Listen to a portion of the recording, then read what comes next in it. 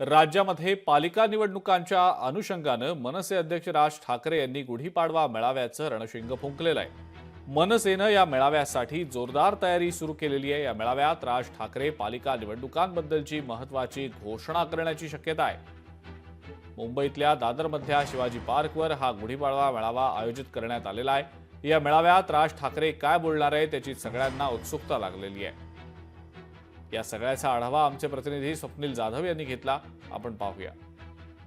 महाराष्ट्र नवनिर्माण सेनेचा गुढीपाडव्याची तयारी ही अंतिम टप्प्यात आलेली आहे। म्हणजे मागे या तयारीचं आपण दृश्य पाहतो। एकूणच या गुढीपाडवा मेळाव्यामधून मनसे अध्यक्ष राज ठाकरे महाराष्ट्राला नक्की काय संबोधित करणार, मनसैनिकांना काय आदेश देणार याकडे सर्वांचं लक्ष आहे। मात्र गेल्या अनेक दिवसांपासून महाराष्ट्रात सुरू असलेल्या घडामोडी, अत्याचार, महिलांवरील होणारे अत्याचार असतील आणि एकूणच थोर महापुरुषांवर विरोधात होणारे वक्तव्य असेल, या विरोधात मनसे अध्यक्ष राज ठाकरे नक्कीच आसूड उगारतील। अनेक भाषणांमधून राज ठाकरे यांनी महाराष्ट्रातील एकूणच सर्व ज्या गोष्टी घडतात यावरती भाष्य केलं होतं। मात्र उद्या यावर सविस्तर भूमिका आहे ती राज ठाकरे मांडणार आहे। त्यामुळे एकूण स्थानिक स्वराज्य संस्थांच्या निवडणुका असतील, मनसेमध्ये जी भाकरी फिरवण्यात आलेली आहे त्यावरून सुद्धा काय संदेश राज ठाकरे सर्व मनसैनिकांना देतात आणि स्थानिक स्वराज्य संस्थांच्या निवडणुकीसाठी काय सल्ला देतात हे सुद्धा पाहणं तितकंच महत्त्वाचं ठरणार आहे। मात्र सध्या शिवाजी पार्कात मनसेचा गुढीपाडवा मेळावा हा उद्या होणार आहे, याची तयारी ही अंतिम टप्प्यात आपण पाहतोय। मात्र या मेळाव्यामध्ये